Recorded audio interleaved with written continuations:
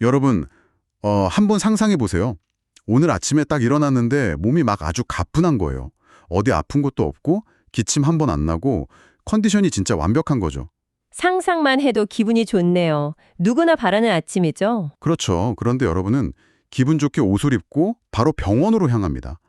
그리고 그곳에서 어떤 실험적인 수혈을 받거나 몸을 구석구석 스캔하기 위해서 기꺼이 1년에 7천만 원에 달하는 거액을 결제하죠. 아, 7천만 원이요? 어마어마하네요. 네, 아프지도 않은데 오직 이 완벽하게 안 아픈 상태를 유지하려고 그 돈을 쓰는 거예요. 약간 공상과학 영화에 나오는 디스토피아 속 부유층 이야기 같잖아요. 사실 듣기에는 좀 비현실적이죠. 완전 영화 대본 같아요. 맞아요. 그런데 놀랍게도 이게 지금 당장 현실에서 벌어지고 있는 일입니다. 여러분, 저희의 심층 분석 시간에 오신 것을 환영합니다. 오늘 파헤쳐볼 주제가 바로 장수의학, 롱제비티 메디신입니다. 네, 오늘 우리가 깊게 들여다볼 자료가 2026년 4월 12일자 방콕 포스트의 심층 기사, 그리고 이걸 바탕으로 한 김영래 편집장의 4월 29일자 칼럼이잖아요. 맞습니다. 단순히 생명을 늘리는 게 아니라 질병 없이 건강하게 사는 기간, 즉 헬스 스팬의 확장에 대한 이야기죠. 이 자료들을 보면 이 분야가 더 이상 실리콘밸리 억만장자들만의 은밀한 취미가 아니라는 걸 알 수 있습니다. 이미 거대한 산업이 되어버렸어요. 과거에는 어떻게든 전염병을 피해서 수명 자체를 늘리는 게 목표였다면 이제는 완전히 달라진 거죠. 100살이 되어도 30대처럼 테니스 치고 여행 다니는 그런 삶을 원한다는 거군요. 바로 그겁니다. 자본시장과 의료계의 돈이 엄청나게 쏟아지고 있어요. 하지만 여기서 우리가 던져야 할 아주 거대한 질문이 하나 있습니다. 과연 이 장수의학이 현대과학이 만들어낸 예방의학의 위대한 혁신일까요? 아니면 그 불안감을 먹고 자라는 상술일 수도 있죠. 네, 그럴싸하게 과학으로 포장된 엄청나게 비싼 뱀기름, 그러니까 가짜 약 상술인지 오늘 샅샅이 분석해보는 게 저희의 미션입니다. 여러분이 쏟아지는 의료 정보 속에서 현명한 판단을 내리실 수 있게요. 그러려면 먼저 이 장수의학이 기존의 의료 시스템이랑 근본적으로 어떻게 다른지 그 차이를 이해해야 합니다. 우리가 흔히 아는 병원은 사실 사후 대처 시스템에 가깝거든요. 사후 대처요? 아, 병이 나야 고친다는 뜻인가요? 그렇죠. 팔이 부러지거나 열이 펄펄 끓거나 아니면 암세포가 발견되어야만 비로소 의료 시스템이라는 거대한 톱니바퀴가 돌아가기 시작하잖아요. 네네, 아파야 병원에 가니까요. 반면에 장수의학은 극단적인 사전 예방을 최우선으로 합니다. 극단적인 사전 예방이라. 자, 이 부분을 자세히 좀 풀어볼까요? 우리가 병원에 가는 건 고장났을 때인데 고장나기 전에 예방이라면 매일 비타민 챙겨 먹고 조깅하는 그런 수준을 말하는 건가요? 아니요, 훨씬 더 공격적입니다. 혈당을 예로 한번 들어보죠. 전통적인 의학에서는 환자의 혈당 수치가 전당뇨 단계에 도달해야 조치를 취합니다. 질병의 경계선에 가야 의사가 약을 처방한다는 거죠? 네, 맞습니다. 그런데 장수의학은 관점이 완전히 달라요. 현재 수치가 의학적으로 아주 완벽한 정상 범위 내에 있더라도 환자의 과거 5년치 데이터랑 비교해서 미세한 상승 추세가 감지된다. 그러면 그 즉시 예방적 개입에 들어갑니다. 오, 정상범위인데도 치료를 시작한다고요? 이 개념을 아주 명확하게 설명했는데요. 신체는 단순히 질병이 없는 상태에 머물러서는 안 되고 최적의 상태를 유지해야 한다는 겁니다. 최적의 상태요? 네, 지금 당장은 정상처럼 보이는 그 미세한 변화가 10년 뒤에는 명백한 질환으로 폭발할 수 있기 때문이라는 논리죠. 무슨 뜻인지 알겠어요. 이거 마치 우리가 자동차 몰대를 생각해보면 딱 맞겠네요. 기존 의학이 자동차 계기판에 새빨간 엔진 경고등이 켜질 때까지 버티다가 마지못해 카센터에 가는 거라면 말이죠. 네, 장수의학은 어떤가요? 장수의학은 엔진 소리가 아주 미세하게 1%만 달라져도 바로 정비소에 가서 의심되는 부품을 싹 다 새 걸로 교체해버리는 거군요. 차가 아예 고장날 틈조차 주지 않는 거예요. 와, 정말 이해하기 쉬운 훌륭한 비유네요. 여기서 흥미로운 점은 사실 바로 그 부품 교체라는 개념에서 장수의학이 가진 위험성과 복잡성이 시작된다는 겁니다. 왜요? 부품을 미리 걸면 좋은 거 아닌가요? 왜냐하면 인간의 몸은 자동차가 아니잖아요. 간이 좀 낡았다고 우리가 나사를 풀어서 새 간을 끼워 넣을 순 없으니까요. 듣고 보니 그렇네요. 기계가 아니니까요. 그래서 장수의학은 단순히 표면적인 증상을 고치는 게 아니라 인체를 세포 단위나 유전자 단위에서 해킹하려고 시도합니다. 일반 동네 의원에서는 하루에 수십 명의 환자를 봐야 하니까 이런 접근이 불가능하죠. 시간이 엄청 오래 걸리겠어요. 맞습니다. 하지만 장수 클리닉은 환자 개개인에게 압도적인 시간과 자본을 투입해서 개인화된 케어 계획을 세웁니다. 10년 뒤에 노화를 차단하기 위해서 특정 보조제 폭탄을 처방하기도 하고요. 보조제 폭탄이요? 약을 엄청 먹나 보네요. 네, 심지어 원래 당뇨약으로 허가받은 약물을 노화 방지 목적으로 오프라벨 처방하는 등 선제적인 대응을 서슴지 않죠. 오프라벨 처방이라는 건 원래 목적이랑 다르게 약을 쓴다는 거죠? 와, 세포 단위 해킹이라니. 솔직히 제가 돈이 무한대로 있다면 당장 등록해서 제 몸을 그렇게 최적화하고 싶어지는데요. 솔직히 매력적으로 들리기는 하죠. 거시적인 예방의학 관점에서는 환자에게 더 많은 관심을 쏟는다는 긍정적인 측면도 분명히 있으니까요. 그런데 여기서 궁금한 게 생겨요. 아까 그 미세한 1%의 상승 추세나 세포 단위의 변화를 도대체 어떻게 찾아내는 건가요? 일반 피검사나 엑스레이로는 절대 안 보일 텐데요. 아주 예리한 질문입니다. 그래서 장수 클리닉에 가면 첫 번째로 마주하는 게 일반 건강검진과는 차원이 다른 초정밀 데이터 수집 과정이에요.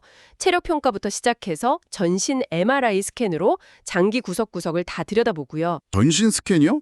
그것만 해도 비용이 만만치 않겠네요. 그렇죠. 게다가 유전자 시퀀싱, 그러니까 개인이 타고난 DNA의 취약점을 해독하는 과정도 거칩니다. 그리고 무엇보다 아주 방대하고 특수한 혈액검사 패널을 돌리죠. 특수한 혈액 검사요? 제가 직장 건강검진에서 받는 그 평범한 콜레스테롤 검사 같은 거랑은 어떻게 다른 건가요? 어차피 피 뽑아서 기계에 돌리는 건 똑같지 않나요? 원리는 피를 뽑는다는 점에서 같지만 찾아내는 지표의 해상도가 완전히 다릅니다. 일반 병원에서는 총 콜레스테롤 수치나 LDL 콜레스테롤 수치 정도만 확인하잖아요. 네, 보통 그거 보고 약 먹으라고 하죠. 하지만 장수 클리닉에서는 이름도 생소한 지질 단백질 A나 아포지질 단백질 B 같은 고도의 바이오마커를 테스트합니다. 전문적인 심혈관 건강 지표들이죠. 잠깐만요. 이름부터가 막 엄청 복잡한데요. 그 아포, 지질, 단백질 B, 그게 왜 중요한 건가요? 기존 진료에서는 간과되기 쉬운 건가 보죠? 네, 이를 더 큰 그림과 연결해 보면 아주 재밌습니다. 일반 콜레스테롤 검사가 고속도로 위에 있는 차들의 전체 무게만 재는 거라면 이 아포지질 단백질 B 테스트는 그 고속도로를 달리는 난폭운전 차량의 정확한 대수를 하나하나 세는 것과 같습니다. 아, 난폭운전 차량이요? 네, 콜레스테롤이 혈관에 얼마나 있는지 총량만 보는 게 아니라 혈관 벽에 실제로 부딪히고 파고들어서 염증을 일으키는 치명적인 입자의 개수를 세는 거예요. 와, 고속도로에 난폭운전 차량 대수를 센다니 설명을 들으니까 확 와닿네요. 그렇죠. 그래서 기존 진료에서는 심장 발작이 일어나기 직전까지도 간과될 수 있는 숨겨진 시한폭탄들을 미리 찾아내는 겁니다. 이 데이터들이 어떻게 노화의 근본 원인을 파악하는 지도가 되는지 패턴을 짚어주는 거죠. 그러니까 내 몸속에서 일어나는 모든 일을 현미경으로 보듯이 통제할 수 있다니 여기가 진짜 흥미로워지는 지점인데요. 기술의 발전이 만들어낸 놀라운 결과죠. 하지만 이렇게 우리 몸을 현미경 들여다보듯 샅샅이 뒤지면 결국 뭐라도 걱정거리를 하나쯤은 찾아내게 되지 않을까요? 아무리 건강한 사람도 완전 무균실은 아니잖아요. 아주 날카로운 지적입니다. 당장 아픈 곳도 없는데 유전자 분석 결과로 20년 뒤에 특정 암 발병률이 높다고 나오면 오히려 과잉 진단에 대한 두려움이 생길 것 같은데요. 안 아파도 될 병까지 걱정하다 쓰러지겠어요. 차분히 생각해보면 이것은 매우 중요한 문제를 제기합니다. 호스트님이 말씀하신 그 불안감과 과잉 진단의 가능성, 이게 바로 장소의학이 가진 가장 큰 딜레마거든요. 내 몸에 대한 데이터가 많아진다는 게 꼭 건강과 직결되는 건 아니니까요. 오히려 병을 키울 수도 있겠네요. 스트레스 때문에. 네, 그리고 이 공포심과 불안감이 자본주의 시장과 결합하면 아주 치명적인 구조적 문제를 낳습니다. 현재 장수의학은 최첨단 치료와 값비싼 엉터리약이 뒤섞인 혼란스러운 영역, 즉 규제가 없는 개척지나 다름없어요. 규제가 없다고요? 그래도 병원인데 어떤 가이드라인이 있지 않나요? 충격적이게도 없습니다.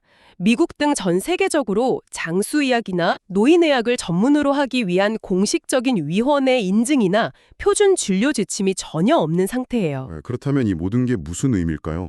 의사 면허증 하나만 있으면 누구나 SNS에서 자칭 장수 전문가가 될 수 있는 서부개척 시대나 다름없다는 뜻이잖아요. 안타깝게도 사실입니다. 그래서 소셜미디어의 의사 인플루언서들이 검증되지 않은 정보를 전파하고 있죠. 청취자 여러분 같은 일반인들은 도대체 누구를 믿고 내 몸을 맡겨야 할까요? 그러니까요. 정말 막막한데요. 그래서 정보의 홍수 속에서 과학적 엄격함으로 위장한 이런 기업적 클리닉의 마케팅을 꿰뚫어 보아야 합니다. 미국 의학협회 AMA의 바비 무카날라 회장도 엄격한 정밀 조사가 시급하다고 강력히 경고했어요. 과학적 근거 확인이 꼭 필요하다고요. 아까 말씀하신 그 고도의 바이오마커 같은 것도 결국 마케팅 용어일 수 있다는 거군요. 정확합니다. 조던 슐레인 박사 같은 분은 아주 직설적으로 비판했어요.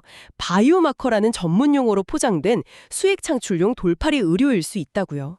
단어가 너무 과학적으로 들리니까 환자들이 현혹되는 거죠. 와, 진짜 마법의 주문이네요. 고객님, 바이오마커 수치가 위험합니다. 이러면 아무 증상도 없는데 덜컥 겁나서 결제하게 되잖아요.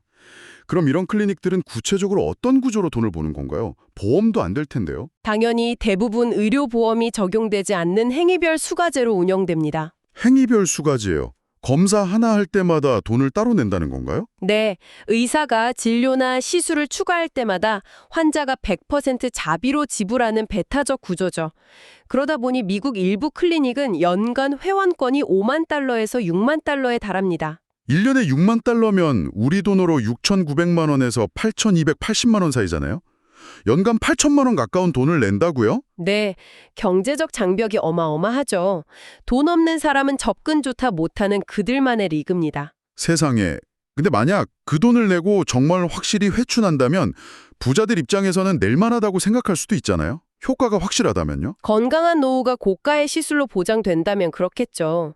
하지만 김영래 편집장의 칼럼에 언급된 제임스 커클랜드 박사의 지적을 보면 그 고비용을 지불하고도 이득을 얻는다는 과학적 확신이 부족하다는 게 더 치명적인 문제입니다. 돈만 날리는 게 아니라 신체적 위험까지 있다는 건가요? 네, 펩타이드 요법이나 줄기세포 치료, 그리고 혈장 교환술 같이 안전성이 확립되지 않은 시술들이 무분별하게 이루어지고 있어요. 잠깐만요. 혈장 교환술이요? 그건 피를 어떻게 한다는 건가요? 환자의 피를 빼내서 노화된 액체 성분인 혈장을 분리해버리고 젊은 사람의 혈장이나 대체용액으로 채워넣는 시술입니다. 헐, 남의 피로 바꾼다고요? 듣기만 해도 거부감이 드는데요. 그 거부감이 정상입니다. 우리 면역체계가 아주 정교해서 새로운 혈장을 외부 침입자로 인식하고 공격할 수 있거든요. 심각한 독성 반응이나 심지어 사망까지 초래한 비극적 사례가 의료계에 보고되고 있습니다. 를 내면서 검증되지 않은 시술의 실험쥐가 될 수도 있다는 거잖아요.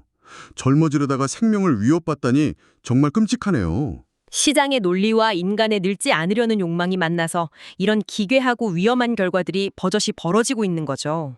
그런데 병원에서는 환자들 안심시키기 위해서 뭔가 결과를 보여주지 않나요? 당신 신체 나이가 10살 젊어졌다 이런 식으로요. 네, 그게 바로 생물학적 연령 테스트입니다. DNA 메틸과 같은 지표를 분석해서 성적표를 쥐어주는 건데요. 아, 60세인데 생물학적 나이는 48세입니다. 이렇게 나오면 기분 좋아서 지갑을 열 수밖에 없겠네요. 하지만 주류 과학계에서는 이 생물학적 연령 테스트 역시 정확성이 떨어진다며 거센 비판을 하고 있습니다. 노화라는 복잡한 과정을 몇 가지 지표로 단순화하는 건 불가능하거든요. 결국 건강 수명이 아니라 젊어지고 있다는 기분을 파는 것에 불과합니다. 처음에는 완벽한 예방의학인 줄 알았는데 파헤치볼수록 정말 지뢰밭이네요. 자, 이제 우리가 다룬 방대한 내용들을 종합해볼 시간입니다. 여러분, 장수의학은 내 몸을 선제적으로 관리하고 최적화할 수 있는 매력적이고 잠재력 넘치는 분야인 건 맞습니다. 네, 건강한 노후를 향한 그 철학 자체는 훌륭하죠. 하지만 현재로서는 과장된 광고와 막대한 비용, 그리고 검증되지 않은 위험이 도사리고 있는 게 현실입니다. 건강한 노후는 고가의 시술이 아니라 입증된 의학적 토대 위에서 실현된다는 걸 분명히 아셔야 합니다. 맞습니다. 그래서 청취자 여러분에게 보수적이고 신중한 태도가 정말 필요합니다. 진짜 전문가와 정직한 대화를 나누시길 당부드려요. 자, 오늘 심층 분석은 여기서 마무리하겠습니다. 네, 의미 있는 시간이었습니다. 그런데 여러분이 방송이 끝난 후 혼자 깊이 고민해 보실 만한 화두를 하나 던지고 싶네요. 오늘 소스에는 없었지만 아까 다룬 그 5만 달러 이상의 막대한 비용에 대해서 말이죠. 네, 연간 수천만 원의 멤버십이요. 만약 가까운 미래에 장수의학의 모든 기술이 완벽하게 안전해지고 과학적으로 100% 입증된다고 가정해 봅시다. 하지만 그 혜택을 누리는 비용이 여전히 연간 수천만 원에 달해서 소수의 부유층만 120살, 130살까지 청년의 몸으로 살 수 있다면 어떨까요? 끔찍하면서도 현실적인 가정이네요. 인류는 억만장자라는 경제적 계급을 넘어서 아예 생물학적 수명 자체가 다른 두 개의 인류로 쪼개지게 되는 것은 아닐까요? 돈이 곧 수명이 되는 세상, 여러분은 어떻게 생각하십니까?